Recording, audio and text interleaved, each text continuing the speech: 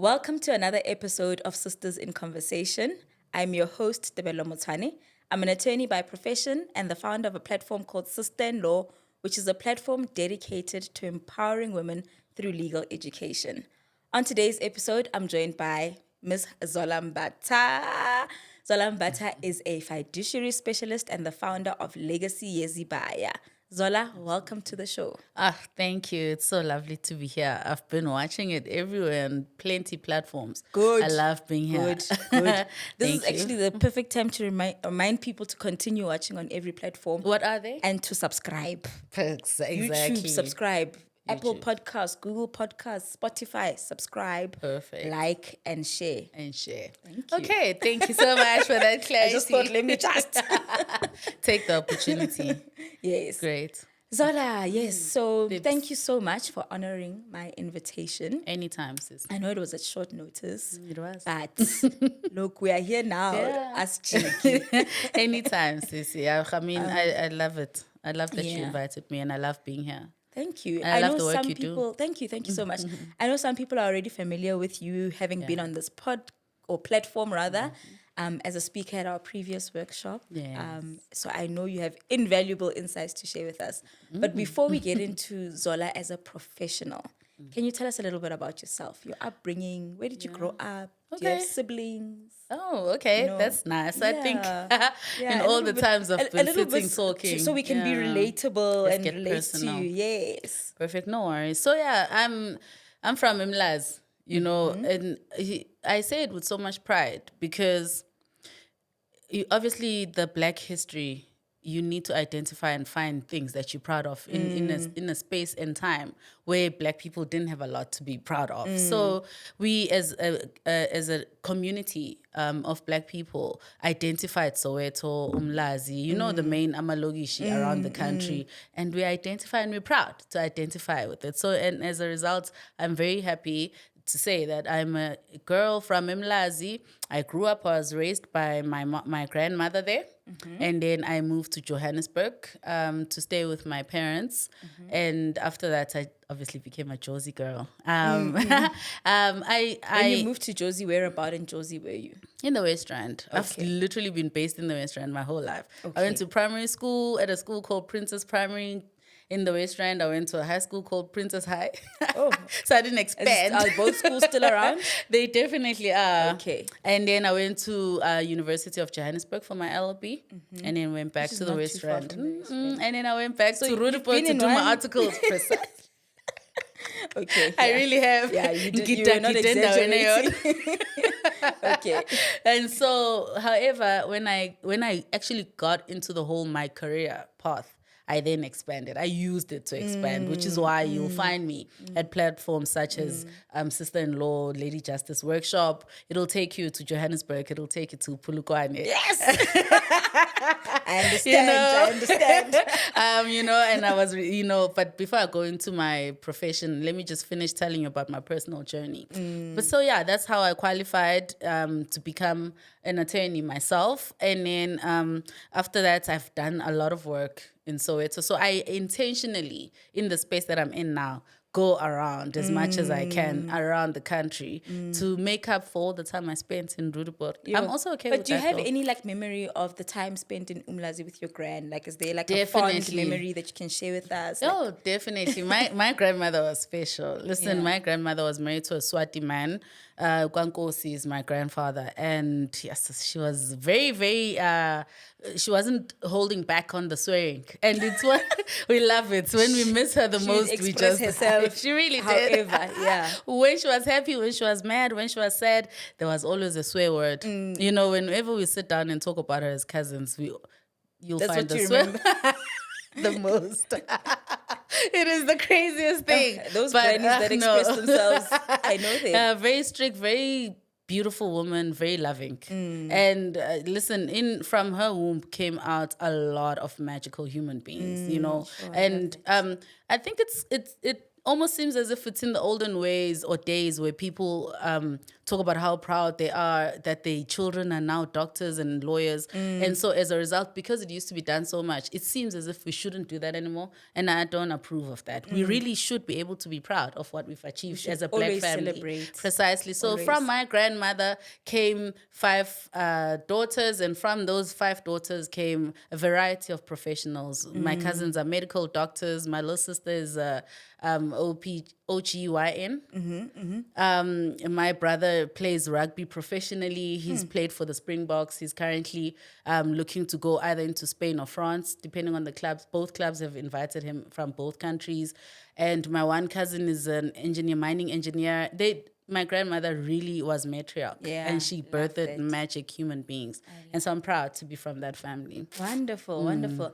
And then what inspired you to study law? Like, I'll did tell you, have it's lawyers actually quite in a your funny. family? So I think with me and my cousins, outside of my dad, I are the first in our families to qualify as such. So there's really no precedent that we followed in terms of our professions outside of our mother's wishes. Okay. Obviously, if my grandmother had daughters, sisters grow up close. Okay, in some instances they don't. In ours, they grow up very close. So they had dreams. And so I think they sort of transferred those dreams, projected and transferred them onto us. However, I did an aptitude test in grade 9 at my Princess High School. And the results, I did it twice because I wanted to be a teacher. So I asked them to just conduct the test twice because the first result came back. Okay. Every day. And it came back and I must be a lawyer. My personality, my IQ, EQ, and just generally the test, the formats of the test came out with the result that I should definitely do law. So I did the test again and came back with the same result. And so from then, because I did in grade 9, I focused on subjects that will get me to do the LLB. Sure. So those tests aren't useless and we don't take them serious. And I was about to say, but In sometimes government we, schools. sometimes in government we, schools. those kind of tests, especially, I only got, exposed to them when I was like now doing interviews, looking for a job. Yeah, okay, And not I from know, school. and I know some of the tests, the aptitude tests were like, if you're a yellow, then you're very calm in the workplace or whatever. You know what they say. Seems so minuscule at the time. And for me, I used to be like, I can't, But I'm actually glad that you followed that thing. Yeah, I really did. I understand what you're saying. I see why it said you must and you. No, I should have. Yeah. Well, so okay, you then prepare yourself and law is where I want to be. Exactly. So I selected subjects that will get me into the law, did the extra curriculum. I'm not sure if currently that's the setup with varsity admission, that you need to be a hard worker at that level. Yeah. Or you just need to have certain academic talents. But I did the routes. I got into the university and I studied the law. And you only had one option on your application. You did LLB. There was nothing. Look, because of the application process, you need to choose a second option. Yes. I made mine politics. Okay. Yeah. So either way, I was gonna go talk somewhere. Yeah. Look. So so I did it. It worked out exactly like that. Like I said, those aptitude tests are not to be taken lightly, actually. They do define and shape your career. And then afterwards, graduated and then did the articles. Before you graduate, what was your varsity life like? Were you part of any, student societies? And yes, I was. I mean, I stayed in Res. Okay, so at least I left Rudeboort for some for a bit. So I stayed in Res, and that's quite an experience. And I've got very overprotective parents. I mean, till now. So how did it So go? they were there all the time. My parents, there was no grooving for me. My parents would show up unannounced, like the girlfriend with the car. To fetch the washing. I mean, because UJ is not far from Rudeboort. So, I mean, I appreciate those memories, I love it. I mean, especially now, my mom, she's not feeling so well. Yeah. And so she's not feeling well at all, to be honest with you. I'm And sorry to hear that. and so I'm putting it out there so that the prayers can come and meet it. Absolutely. And so I'm remembering her when she was well. And she was very active, coming to fetch the washing, sitting and making sure we know how to cook. To now I'm looking after her. Friends. And here she is. She's there, at the and UJ you know gates. when you know our parents must they bathanda ukusho ipisha. It's okay if I go Venek a bit, right? Bathanda ukusho ipisha, but you know parents get sentimental, and so the Yeah. one reoccurring sentimental statement my mom likes to make is, "Yazi thina besesikoleni sithola uZola efunda ezinye ingane uyabona ukuthi ziyogroove akazi." And you're like, I but that's knew where I want you to were be. coming. I wanted to be I wanted to be grooving.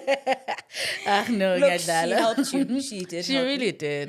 But I'm not really an out there person, except for now because we need to network. But that's a different play field altogether. And then during your varsity experience, when did it like occur to you that you need to do articles? Did you know about? You see, and that's the thing. I'm very happy you've articles asked and this all of question, Bells. Hey, because when we're doing our LLBs, you have Group A, which is highly prepared, highly informed.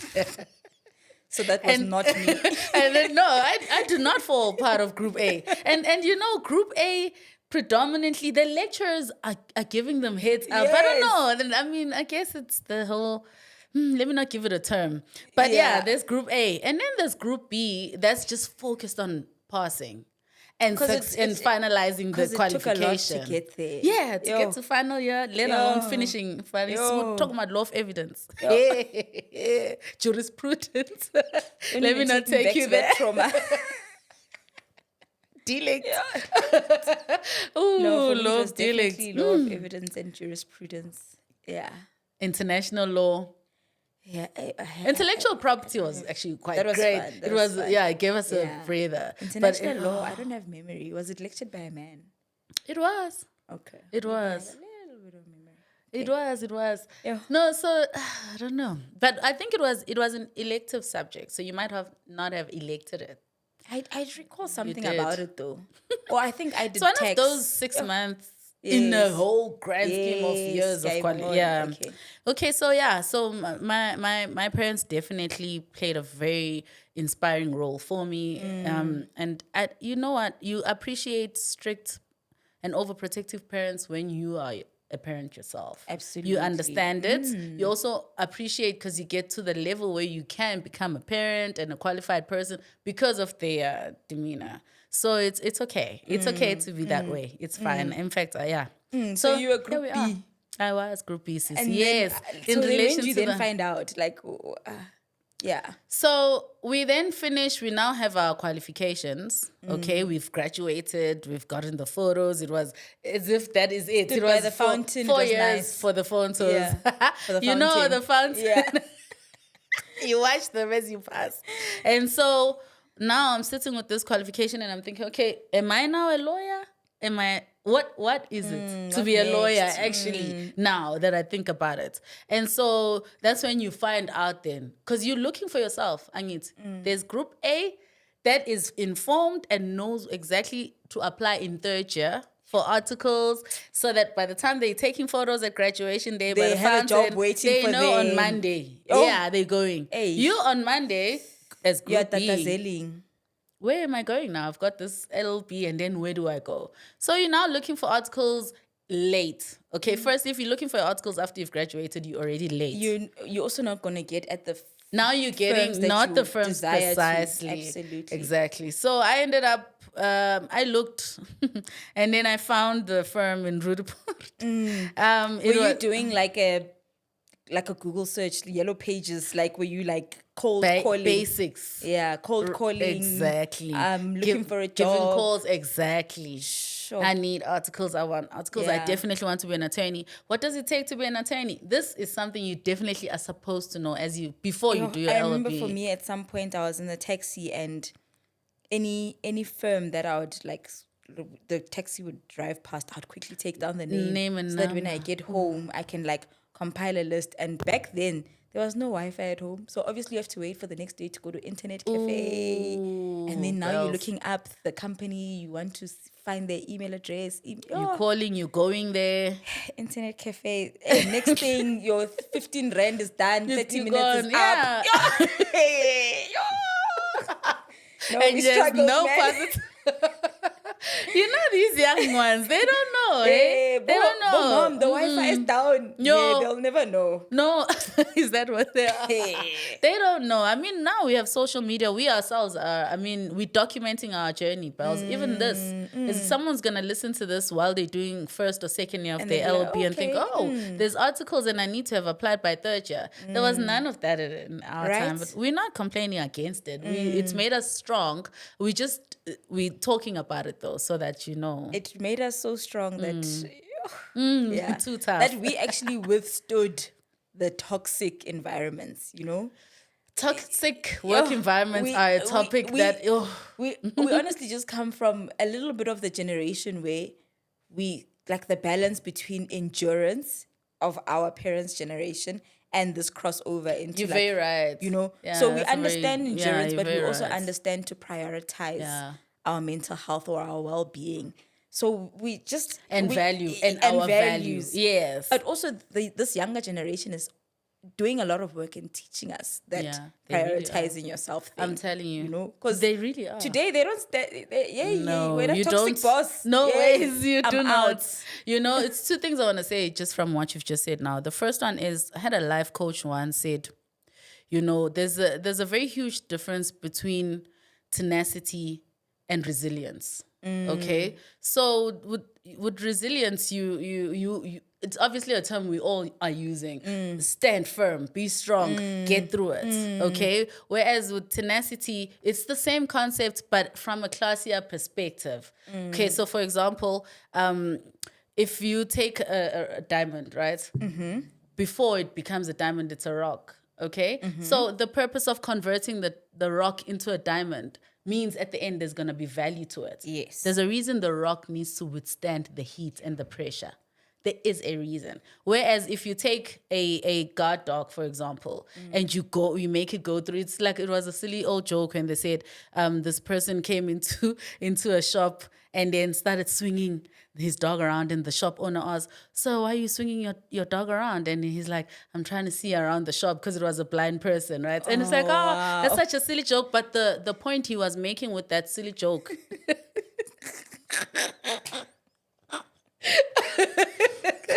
Yeah. Your eyes, I can just see the love in your eyes. I'm just so mad.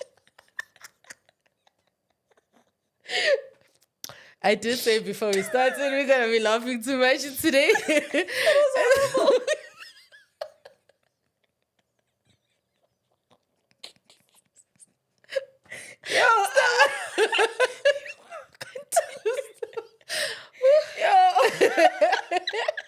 Okay, so the point he was making though is that the dog didn't have to go through that. The other dog must survive.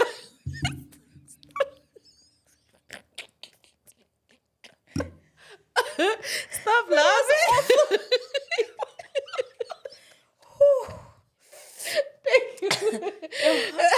That was awful.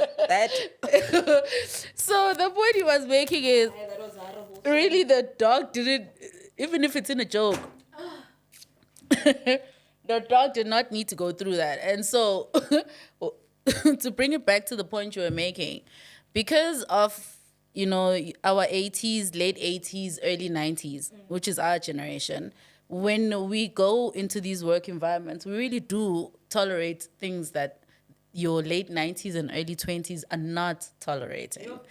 So we definitely do appreciate people like Ubaba Walter. Do you still have a relationship with him today? Definitely. I catch up. He's now head of the master's office in Polokwane. Aibo! Polokwane keeps coming up. So I'm very proud of him but he's a hard worker, hey? He's those type of fearless people that if he's facing like an institution where ordinarily people would go back and revert into fear because of whoever's in the role there, he doesn't operate like that. He doesn't fear it, basically. So him growing and ending up in that position only speaks to the great job that he's done elsewhere. So I do catch up with him. He's a very good friend, to be honest. That's good. And he does actually live a lot in isolation. So I definitely would not allow him to lose me as a friend. Yes, it works better that way. Sure, that's lovely. Yeah. And I also really like the fact that you spoke about two gentlemen who helped shape your career. often the question I like asking my guests is whether or not that they think that men are invested in empowering Black women, especially in the legal profession. And from what you've shared with us, Definitely. there is clearly, you know, men who still want to see us win and just do a good job. They actually are, Sissy. And men who want to see us win, men who want to empower us, and men who don't want to use us. They exist. They really do exist. They treat us like they're sisters. In some instances, it's either because they don't have sisters, or they don't have the greatest relationship with their sisters, or they have the greatest relationship with their sisters. Whatever drives them. But when they meet you as a Black female, as a young Black female who's starting up, they pump into you. It doesn't have to be money. You see, and the problem that I think we face mainly is, if you be Umlazi, for example, Umlazi is known to not be a place full of wealth. And so if you're going to come from Umlazi, come into Johannesburg, have the privilege of studying, and then exactly, and then and men approach you to help you, and you start acting outward. I'm not saying blame women for men who use them. I'm saying, I'm talking to women. I'm not talking to men. I'm talking to women. I'm saying you can get into spaces and be ignorant of the fact that some men use women. You really can go in there and be empowered. And be ignorant of the whole thing. Don't try and work out, how must I fit in? Must I give him extra hugs? And don't put yourself in that position. Life, universe, God, ancestors, whatever it is that your belief system will point you to the right male, if it is a male that will empower you. Right now, we are a society of women that are busy going around empowering women at a very fast pace. At least we try. You know, we belong to mentorship societies, networking societies. So there's a lot of women that are empowering women, but there still are men that are key role players in their industries, in their roles, and wherever they are. And they just want to empower. And as soon as they've empowered you, they enjoy watching the success and the people around you. For me, Moiko Sisulu said, I asked him, you know, Moi, you have a lot of people, obviously, that want to know you by virtue of your name, your family, coming from the Sisulu family. Why are you so invested in improving my life? In improving my life. And he said, because Zola, I've watched you. You seem like you're a very kind, compassionate person who likes to help people. And so if I empower you, I will be indirectly helping all the people you are going to help, as long as you promise me that that's what you're going to stay. That you're paid for it as well. And so, and they are, bells, they really do exist, and they're not abusive, they're just empowering. It's now your duty to not abuse them, which is the point I was making by coming from Umlazi or wherever you come from. Don't be in a space now you're looking, this is a Moiko Sisulu coming from the Sisulu family. Let me ask him for money. Don't be that person. Don't do it. Just don't. Leave it. You'll make your own money. Take the value that they're going to put into you. Absolutely. Because the minute you go beyond... building value also takes time, hey? It does. Be patient. Be broke. It's okay to be broke around people who aren't broke. It really is okay. This instant gratification that we have nowadays. Be broke around them. Don't be in a space because these people are now wealthy, and now you just overpoweringly asking people for weird things. You're losing the respect, you're losing the network, you're gonna go back into your broke environment. Whereas if you just carry on being broke around them, wealthy people don't like really hanging out with broke people. They empower you so that you're no longer broke. Take the wealth and value, the wealth and the empowerment there. Don't come into a space when your intention was good and you're a naive girl. All of a sudden you're seeing the cars and the cars. Like, and then you're like, me too. All of a sudden you need money.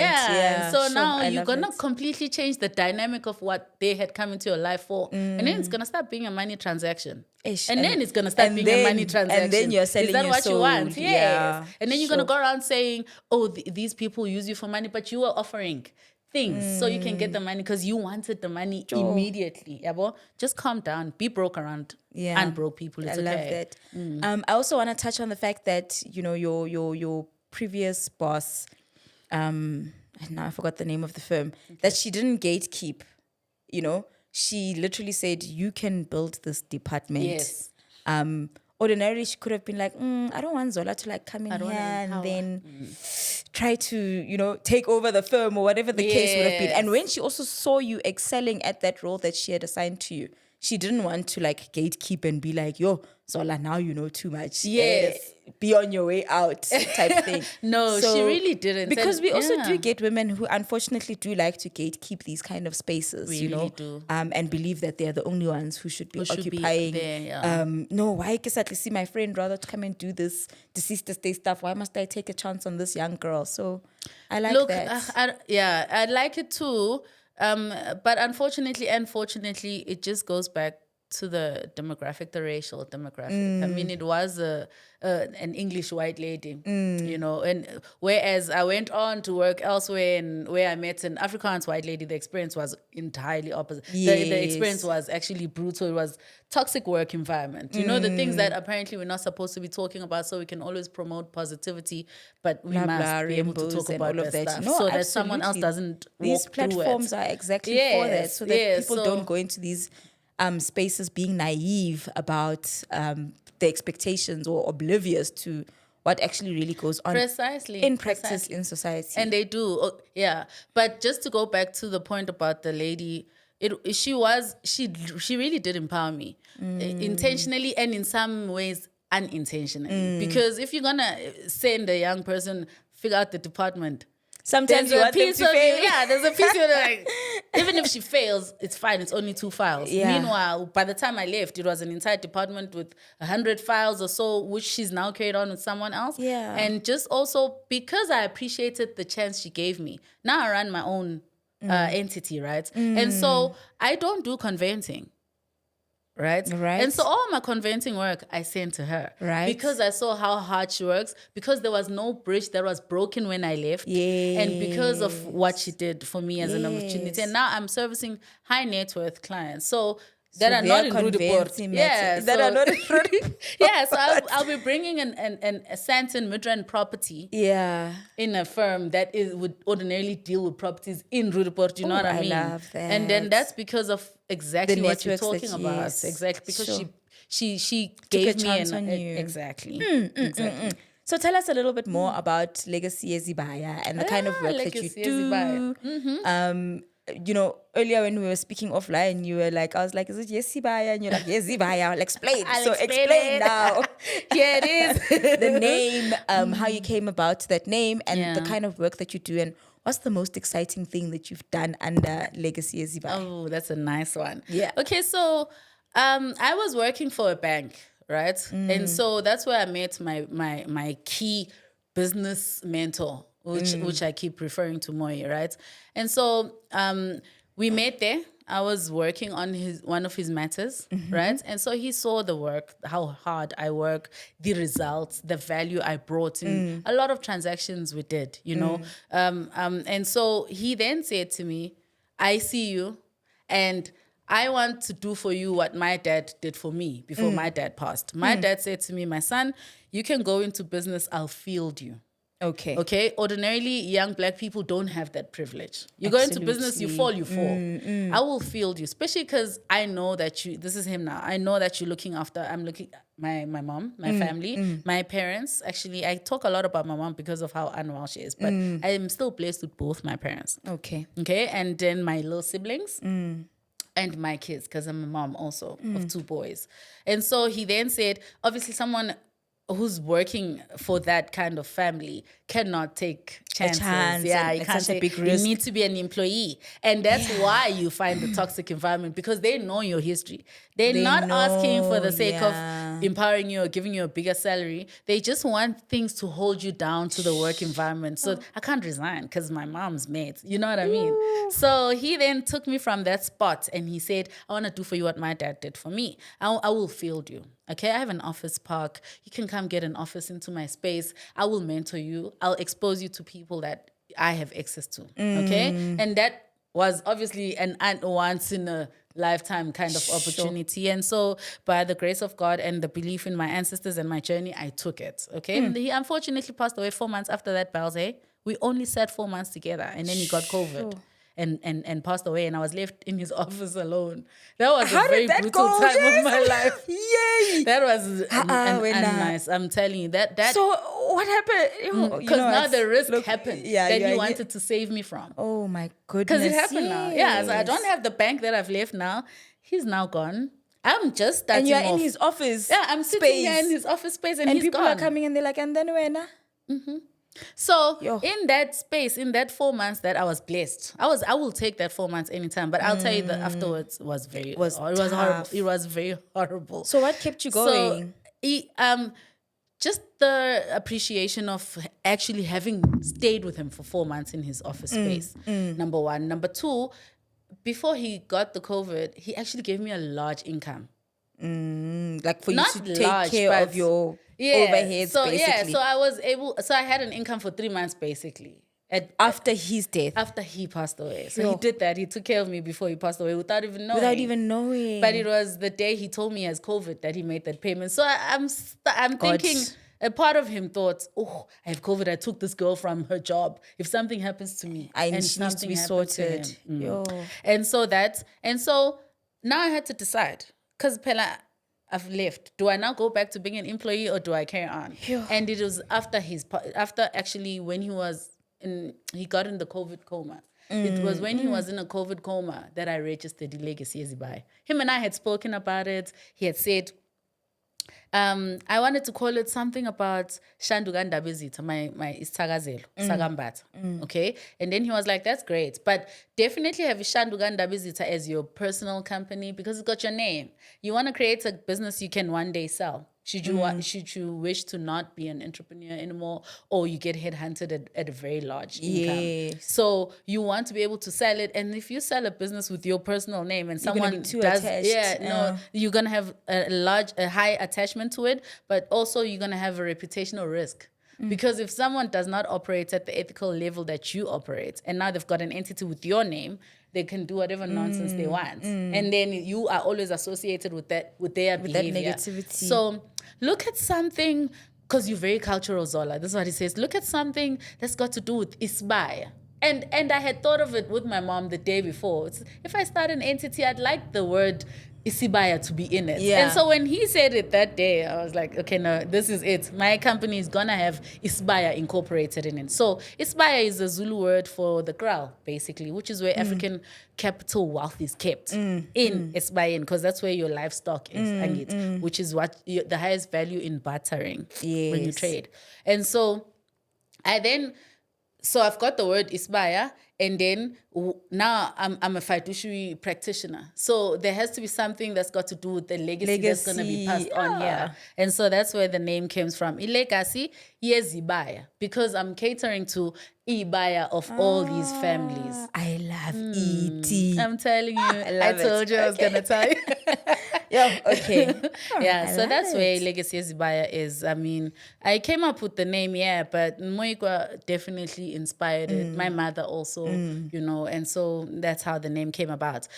I'm a firm believer that African wealth existed way before colonization, which is obviously a fact. And so now, the current system and society now almost attributes wealth to predominantly European descendants. Yes. And that's not the case. Africans had wealth. That's why they colonized Africa, because of its wealth. And so our great-great-great-grandfathers were able to keep and protect that wealth outside of these systems that exist now. And so we should be able to borrow from that principle and concept in protecting the wealth of predominantly Black people now. Let's borrow from our great-grandfather. Yes, the wealth is no longer livestock. The wealth is now, investments and trusts and shares and unit trust, etc., etc. But we can still borrow from the concept of what our great-grandfathers did to protect their growl wealth. That legacy. Yes, That legacy, I love it. So, for somebody who's young and listening to the show, what does a fiduciary specialist do? Like, what's your day-to-day activities? Maybe you can even take us through, when you start consulting with a new client or whatever. Okay, and what the end goal is. Okay, well, so obviously fiduciary services are umbrella to 4 pillars of services offered. The first is last will and testament. Actually, the first is estate planning. Yes. Okay? You need to plan for the estate so that you know what tools that fall under this umbrella to use. Okay, so estate planning will be your normal taking in of the assets, liabilities, the ambitions, as well as the behavioral patterns of that family or couple or individual, depending on who has approached you. Because estate planning, bells, should be a family activity. Absolutely. It really should be. This chaos of people being surprised at what wills are saying, it really is not sexy. It shouldn't be a secret. It's not sexy. Like, there's nothing cute about it. Yeah. It's not professional. It's not honoring. It's just, it causes conflict. Okay, so estate planning is a family affair. So, but which is why I always encourage my clients: please come with the whole family, or at least whoever you're gonna be putting in your will, and whoever is gonna be impacted by you putting those people in the will, because you're allowed to disinherit people. Yes. Okay. So there we have our estate planning. So from the estate planning session, we then determine, okay, this person doesn't have a last will and testament. Okay. This person has such a large estate, which is assets a lot. Or this person is an entrepreneur, or they have a lot of businesses, a business person, so there's a high risk. You are able to determine which fiduciary tools to use from the estate planning. We then move on to the first fiduciary tool, which is the will. Okay, obviously we all have to have last wills and testaments. If you just look at the statistics of how many people don't have wills, it's crazy. If you look at how many people that are black that don't have wills, it's even worse, crazier. yeah. You know, and I remember at the master's office when I first started knowing Walter. You okay? And I asked, why do black people all these wills? Obviously, an assistant master is the person that approves the wills for the estate administration to proceed, right? And so I asked, these wills, majority of them are not black surnames. Why? And he says, you know, you laugh, but black people or black men think that as soon as they have their will done, they're gonna die. Someone's either gonna murder them or nature's gonna. And we need to demystify And they the believe process that around genuinely. the will. Hey, So they believe if I don't do a will, I'm not gonna die. But the fact of the matter is, you're gonna die anyway. Now you're dying without a will, with a mess, and you have kids. and you have multiple wives. Yeah, and mind multiple women. Yeah. So now all that is doing is black family wealth is not sustainable. Sure. It diminishes at estate administration level, bells. It really does. And because obviously for someone who's administered estates from a department that I started, as well as in the banks, I've seen the difference in the demographic. And you know, your white families are inheriting. They're inheriting wealth. Their wealth is protected because they've used the system, fiduciary system. Because but when they were alive, they are put busy measures in talking place. about dying if you do a will. And now they're dying without it, which is causing conflict. And if you're going to have conflict in an estate, you can only resolve it in the High Court. You can't go to a magistrate's court. And that's at the High costly. Court, the cheapest advocate, your junior advocate's 10K. So now you're taking the money that this man has built, and we're now fighting with it. So it really upsets me, the whole mystery about wills. And I hope, Bells, we can use platforms such as yours to drive that you can do a will and still live.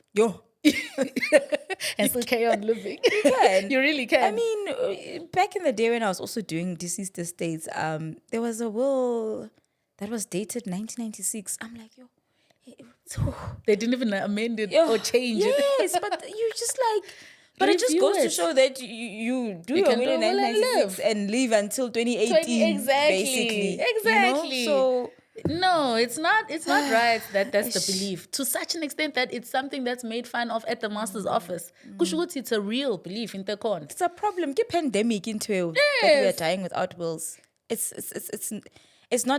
We are not building. Definitely there's no legacy. No, you can't. Us You just can't ignoring successfully estate planning. transfer wealth interstate. You can't. I mean, be a you mess. can, but why? Why must you? Yes. Because right then, first example, the person who's gonna deal with the estate, the executor, you haven't even appointed them. It's now up to the families based on how they feel about each other, who they appoint. We know they appoint someone who doesn't know how to handle money. Yeah, bo? And also, like, maybe because we are a little bit more fortunate than our parents, we also have a duty as children in the family to speak to our dads and say, Let's Dad, do a will. Baba, you need to do this. Why must I do this? No. Nifuna ngife. Here's some here's some Baba. research that I've done on Here's a Legacy person, Yezibaya, yes. and this is the kind of work that Here's she a does, blah, blah, blah. person. Let's just have a conversation with her. If she can't change your mind, Then okay, Baba. then fine. But she can then we need to train start us forcing how our to parents. handle it when it's interstate. But let's force yeah. our parents to, let's have these uncomfortable conversations. Exactly. And we don't want to have these uncomfortable situations or conversations when you're on your deathbed. It's too late by then, because now you're still making haphazard decisions. Because your brain is not okay to make those decisions. Yeah. You know, just from what you're saying, Bells, we can literally talk the whole day, hey? Just from what you're saying, it's two things. I'm still carrying on with the fiduciary tools, nah? But we're still here at Wolves. A lady came to see me last year, Bells, nah? And said, you know, just from watching your TikTok videos, okay, I've seen that it's important to plan as a family. But more importantly, I've learned that just from watching my videos, I've learned that I have a grandmother who has my mother, and then it's me. Okay, my grandmother is sick now. She's gonna pass away soon, and my grandmother has a house. And so, as a family, we want to transfer the property directly to me, so that executors' fees don't keep getting charged with each generation. Isn't that smart? Sure. It was very smart that just from 'cause watching now a if it video, goes- a lady in Soweto somewhere at Dobsonville figured that out and contacted me, and I was like, "That's fantastic." She then said, "Please, can you do a will for my grandmother where I'm the heir?" And then so he signed. And then I'm like, great, I'll do it. Where's your grandmother? At Baragwanath Hospital. Bells, it took me 2 months to come out with nothing there at Bara, because they're so scared of making her sign. They say people steal the grannies' houses while they are sick. So don't wait until your granny's in hospital. Once you have such a genius idea, do it. Now the granny is passed away interstate. Okay, which means the property went to the mother. Now the mother's gonna pass, it's gonna go to her, and we couldn't avoid it. Why? Because they did the will late. Too late. Okay, but I'm glad that at least they got that point. Yeah. And then the second thing you said, I have obviously a TikTok account, Legacy Yezibaya, where I give like 5-minute legal advices here and there, right? And it's been very successful. I've got just over 10,000 followers, and the viewers, you know, some videos, depending on the topic and how it affects people, has had 600, 700,000 views on it, okay? Which speaks to how much people need the knowledge of fiduciary services, yeah. And so one of my videos I did on that platform was, ngicela nihlaleni phansi as amadoda with your families and speak to your families. Tell them what you want. Tell them what you've built, how you built it, what they must do should anything happen to you, and that you now have a will, and this is what you want to be in your will, and they better not fight. If they fight, the minute they wake up and you are gone and they are fighting, they must know they're going against your wish, because you've spoken to them about it. Sure. We as black families, you know, we have Sunday lunch almost every Sunday. Take the opportunity, Mrs. But then we are watching Date colors. My Family. Yeah. Instead of having... I'm just saying, instead of having, you know, the important conversation. Nothing wrong with Date My Family. Yes. But yeah. You know, when you finish putting those 7 colors on the table, it's all cute. Sit down, pray. Not pray, whatever your belief is, and then afterwards start talking. Yeah, start saying, do you know how you guys got these 7 colors? Let me tell you, know, in where order it for comes you, from. In order for you to eat these 7 colors, let me tell there's you, an income process. And in order for us to be able to have 7 colors, because once a lot I'm of gone, people have income, but they don't get to 7 colors. There was a saving process. Okay, what does that mean? I have savings. This and this is where I have savings. And in order for you to continue with this quality of life after I'm gone, this is what I would like to see happen. Yes. Sure. And the capital assets, Bells, when I'm tanami, unengqondo ye maths, unengqondo ye accounting, unengqondo ye mali, and awunayo i-greed ye mali. So it's safe in your hands if you play this role. Sure. Zola, when I'm tanami, uzithandela ubuya out there, uzithandela bangani. As a result, na into engifuna uyihandlishe because abangani bazokwazi ukukusiza. You know, stuff like that. Yeah. No, but we can't have conversations like that as black families because sizokwata, why are you classing us? Why are you saying Bells is the clever one? Yeah, well, people taking things personal unnecessarily, which makes men generally, I'm not giving them credit, but men generally tend to move away when a situation gets too aggressive. Yeah, when there's a little bit of conflict, they're like, ooh, let me avoid it. Ask your mom too. Yeah, deal with your mother. And that time the mother knows nothing about the businesses also. So come understand the father. Let the father speak. When he's finished, if uphathe kabi, have the logical and practical discussion first, and then at the end, be like, how baba yazangithandanga usho lokho. But sesiqedile ukukhuluma nge-will, sesiyazi senzani. Yabo? Sure, I love Emotions that. rule in the table if there are discussions, which this I'm sharing with you because it's the responses I got from my suggestive video. Ukuthi, hey Zola, you say this like it's so easy. It's not easy lento othi siyenze. Sihlale phansi sikhulume ngama-will because manje ubaba kumele asho ukuthi uneyingane ngaphandle. Yo. The minute he's telling us that he's put those kids in the will, he's now getting a divorce. He wants to avoid the divorce while he's living here and doesn't talk about the will and goes and dies. But now the divorce still happens because the family is now dividing. Because these baby mamas are rocking up at his funeral, like it, with their kids. And then now the mother's made incommensurable property. Say divide your home, so the divorce you was trying to avoid is now happening anyway. Yeah. Yes. You know, Bells. men will rock you from the grave. We're not allowed to laugh about this, but listen, people must forgive me for what I'm saying right now.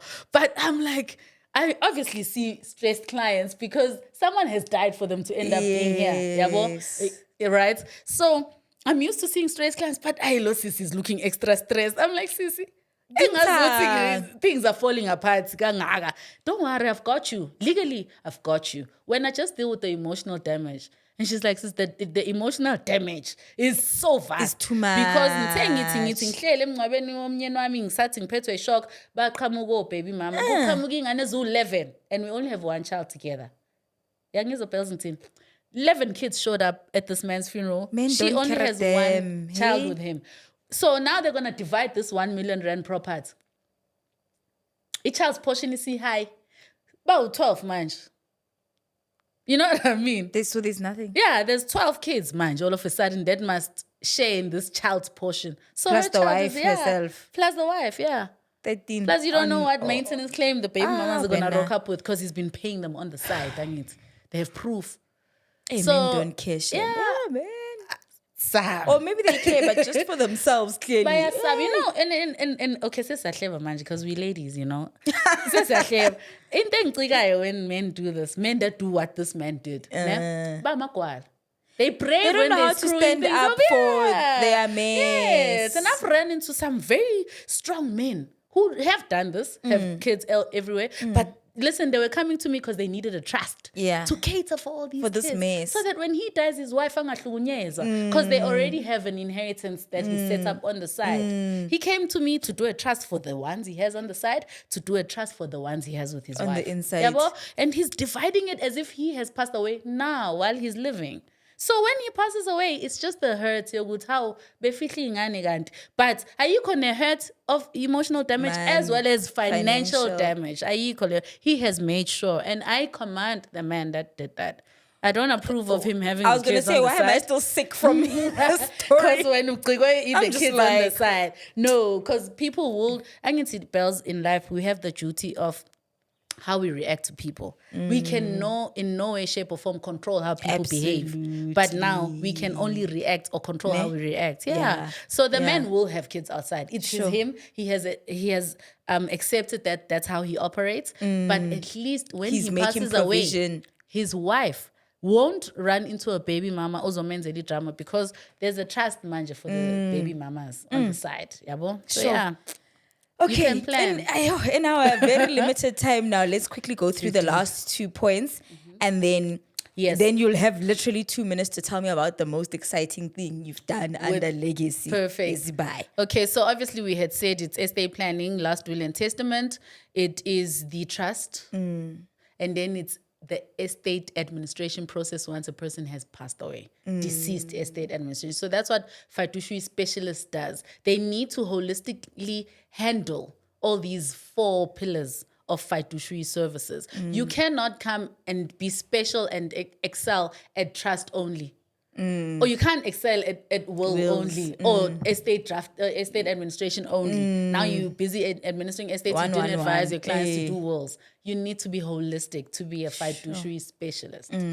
Great. So Legacy Yezibaya, I think the most exciting thing about it is it has given me more exposure than any job I've had. Yeah. Okay. And it has given me more exposure than, I worked for a bank, like I said, which obviously has limitless funds. And the bank took me around. That's where I started my public speaking, by the way. Okay. Within the I bank, love they that. identified. Yes. They love how I speak about See, things, the how I teacher in you explain. came back. The teacher It in was you that came back. it's there. It's infused. It can Yeah. exist in one. Yeah. Many talents can Sure. exist in one.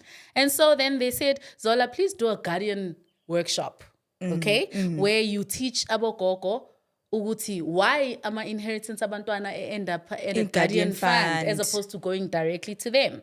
And so I did all over the country. By all over, I mean Johannesburg, Durban, and Cape Town, right? And I didn't have public speaking exposure. So what helped me, and I love recognizing people for the value they brought into was Mpo Pops. Mpo Pops was the talent and the MC. At one of the... on all. Oh, okay. The entire workshop series. It was Mpo Pops, me, and the team that I was helping. It wasn't even my department. They just came to fetch me from my department because of how I can talk about estates. It wasn't even about estates. And so I think Mpo saw how nervous I was. I don't know what he did. I mean, we all have our talents. He just looked at me and said to me, don't worry, you've got this. And then I will lay out the crowd in such a way that it's easy. And that's exactly what he did. He went Made them laugh. He did his comics, made them laugh.